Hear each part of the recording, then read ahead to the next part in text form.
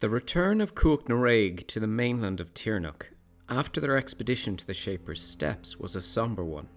Not only were a number of the band killed during the mission, including the Thane's lieutenant, but they also travelled towards a Tirneach shrouded by a dark cloud which spoke of their encounter with the cult of the dragon and the grave robber Suriok. The following months were tumultuous in Tirneach, the rising tensions amidst the uneasy peace of the long dark, promising a return to conflict in the spring. Perhaps the most contentious was the bubbling conflict in Vale between Raig Tirna MacAngus's former riding and the historic riding of the MacAngus family. All the while, the same dark cloud that had swept across the Shaper's Sea to Tirneach from the Shaper's Steps continued to unleash a driving rain wherever it cast its shadow, amidst rumours of strange undead rising in its wake. Cuach na Raig mustered once again as the influence of spring began to be felt across the five realms, the band ready for a fresh challenge as they marched towards the gullet. They continued to be led by Ulgar Corcra, with Sorrel Arugula taking the role of Thane's lieutenant for the band. The gullet is an inlet from the Shaper's Sea on the coast of Usa, choked with hidden sandbanks, weeds, mist, and worse dangers still. The inlet is a significantly dangerous route, yet presents one of the only ways to pass from Belqueach to the Shaper's Sea or back again. Cuach na Raig had been hired by Rider Lochta of Scornoch to set up an encampment by the dock marking the entrance to the gullet. There they were to ensure that any ships that passed through the gullet included a properly licensed pilot from the Pilots Guild in Belqueach. Such pilots are the only ones to know the safe routes through the gullet, and so, for the safety of those passing through, there must be one present on any ship, boat or dinghy that passes the cliffs that guard the entrance to the bay.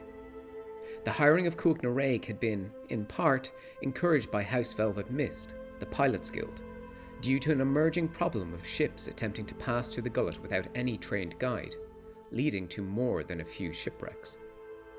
As part of their duties, Cuach na Raig vetted the groups that sought to pass through the gullet, learning the intricacies of the licenses the pilots held. They learned to check that the stamp of the Pilots Guild was unbroken, that the pilots matched the description, and that the inks used to write the license matched tradition, alternating black and blue ink, followed by a finishing flourish of red. They swiftly became adept at the examination and caught several would-be fraudsters who sought to pass through with falsified paperwork.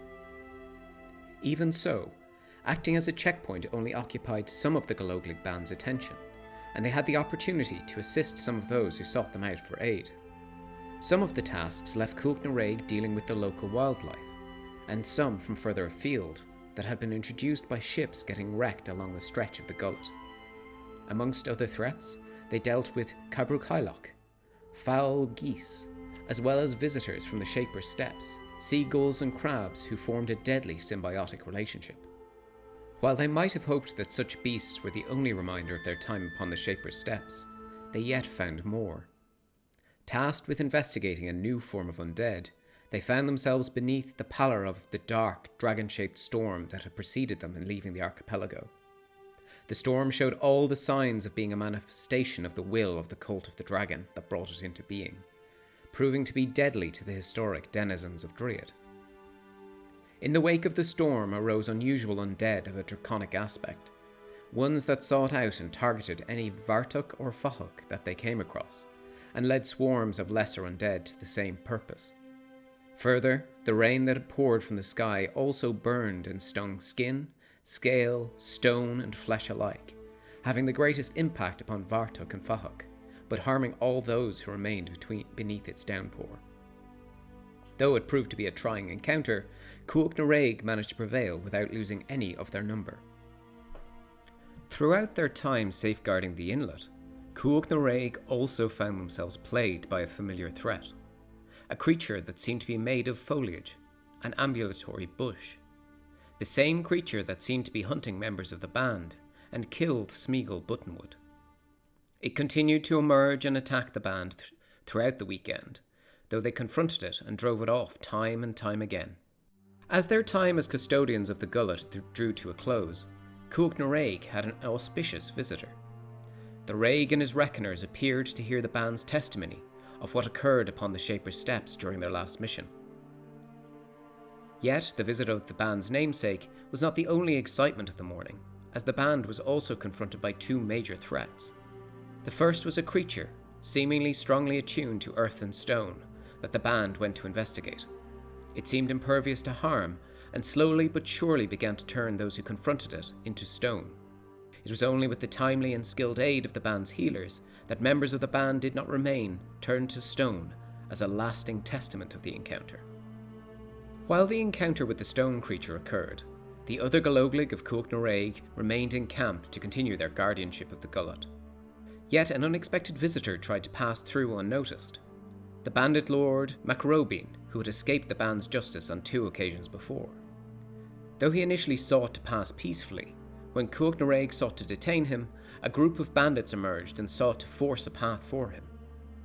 Though for a time it looked as though Cuach Nareg would prevail, MacRobin's seemingly unnatural fortune led to the turning of the tide, and when a number of members of the band were taken hostage, an uneasy bargain was struck. MacRobin was granted passage, together with his pilot, though the captured Galoglig were returned and the gathered bandits dispersed. Although the band's mission ended on a somewhat sour note, they emerged intact, albeit with bruised pride, and completed the task for which they had been hired. And they continued to be in significant demand, already tasked with returning to Bruid in midsummer, and given their choice amongst 3 different and seemingly equally important tasks for the autumn: to go to Vale and defend the blood meat of the Drake-blooded houses, to Druid to protect a conclave of the faith, or to Shevel to protect a grain silo, albeit likely also to confront some more subtle and hidden threat. Before the band departed for their summer mission, they elected to accept the mission that would bring them to Shevel in the autumn, though the importance of all 3 jobs was clear. The band's travels to Bruid would bring back memories of their mission to Trogrog the previous spring, as they headed to the nearby riding of Dun Halale, the inhabitants of which were wiped out by the Smiling Wicht before Cuach Nareg brought about its end. The newly appointed rider of Dun Halale, Catherine MacFinton, hired Cuach Nareg to help clear out the surrounding area and help with the rebuilding and resettlement of the area. By their actions, Cuach Nareg would go on to determine the fate of the riding. But that is a tale for another time.